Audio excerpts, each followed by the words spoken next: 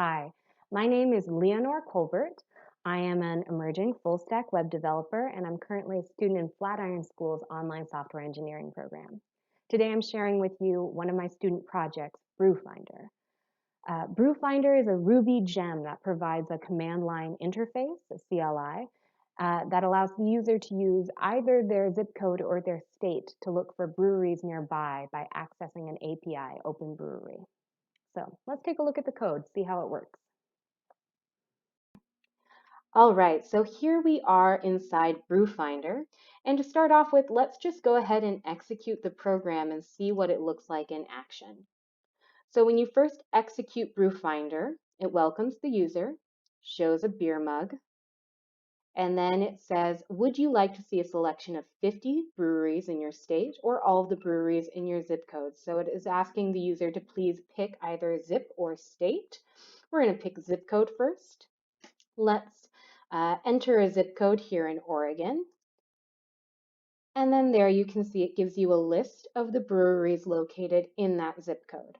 And because you did a zip code search, it is going to show you the brewery name, the street, and then the brew type. And then it says, which brewery would you like to learn about? Enter a number, or you can type start over to search again or exit. Let's go ahead and learn about 4 Sasquatch Brewing. There you can see it displays some details, including phone number and website, with the option to pick a new number from the list or start over. Let's look at brewery number 1. And there we have some new information about Great Notion Brewing Northwest. So let's go ahead and start over and try another search where we get to look at it by state. And here we're going to do Oregon, see a selection of 50 of the breweries in Oregon. I decided to max it out at 50 so that the list did not become crazy long. And you can also see that the display changes from having the street name to having the brewery name, the city, and then the brewery type. So a slightly different display. And let's look at one of these. Let's say 15. Puts out some detail about McMenamin's Oak Hills Brewery. Let's look at number 3. Backside Brewing Company in Roseburg, Oregon. What happens if we go outside of the list? Well, if we try and look at 60. There you see it says it's not sure what the user meant. Pick a number from the list or start over. Let's do brewery number 1. There you go, we're back accessing the items from the list, and then we can exit out of the program. So you can see here it functions pretty well with different user inputs and loops back into the search at the appropriate point based on whether the user wants to start a brand new search or look at new items from the same list that they have already accessed. So now that we see how it looks in action, let's take a look at some of the code. It starts here in the bin folder, Brew Finder, to execute it. We set the environment so that the computer knows that they're working with Ruby. We require our bundler setup and our environment files that has all of our requirements in it. And then we're calling on the CLI class, instantiating a new object, and then executing the call method right away. So right in this one line, we are setting up the cascade that runs our whole program. So looking at the CLI here,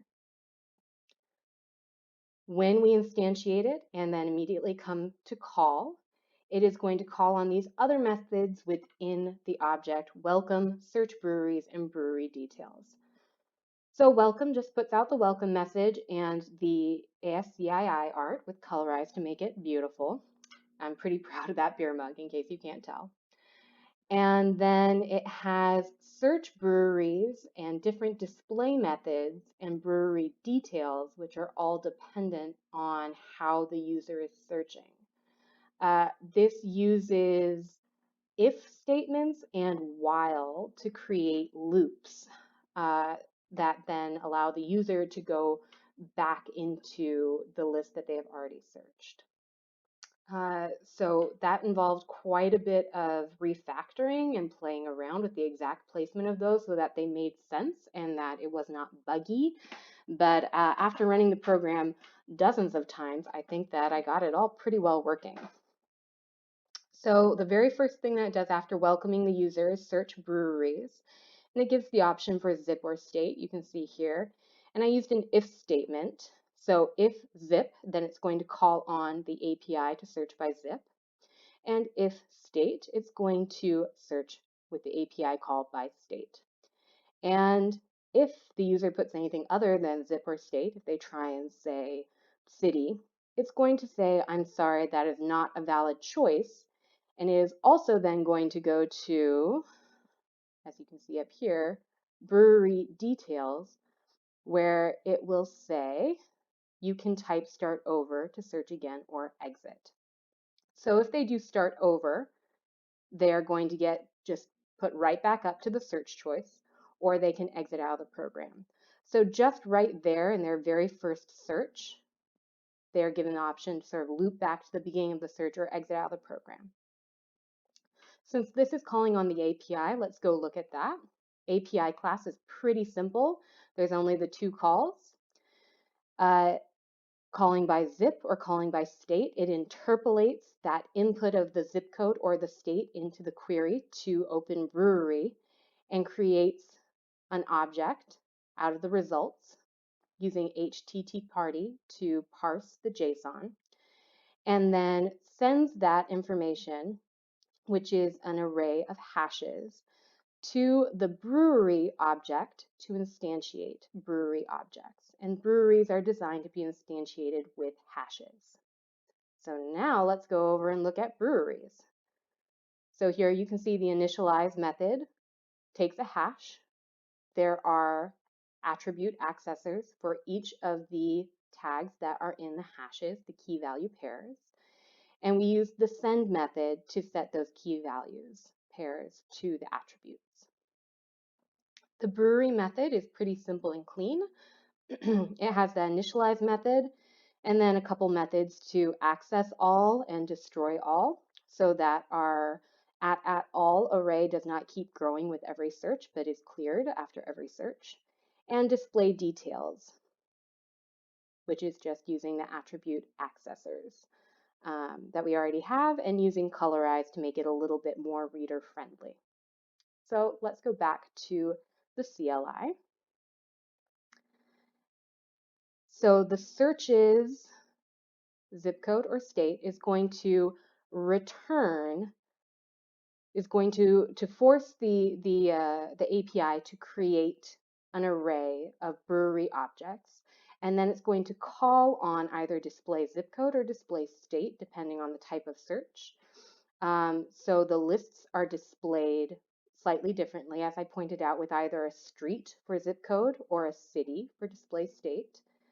And then those, after it's displayed, the program is going to come back up and will come to running brewery details. So the search breweries is calling on display, but then it's that call method that's bringing us back to brewery details. And that was important for some loops that were getting pretty buggy and wanting to loop infinitely, despite what I thought was pretty clear while statements with input. But having it in that call method rather than having the method prior to it call the next method really cleaned it up. So then in brewery details, it is then just asking the user to pick one of the numbers out of the list. And it is checking to see if that input is a number greater than 0. So input to I greater than 0, because a string will be 0.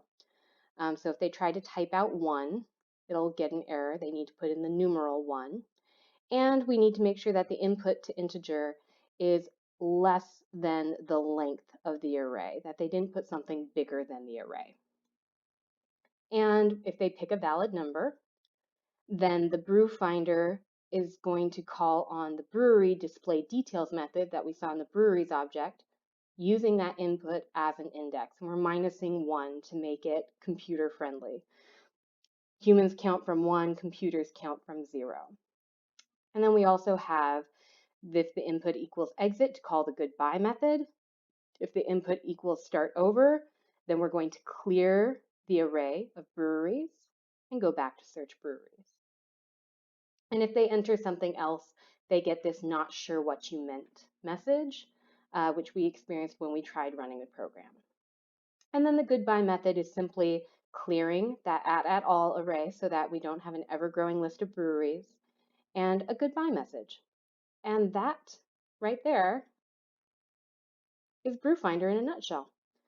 And it accesses Open Brewery, which is this database. It has a number of different calls that you can use, but all of the results are always going to come back as an array of hashes. So there's definitely room to expand this with different kinds of searches. Uh, but yeah, overall, I'm very pleased with it. I'm really happy that it's able to handle invalid input from the user at pretty much any point and not break and give a message back to the user that makes sense, telling them what they can do from there. So that is my Ruby Gem Brew Finder, and thank you for listening.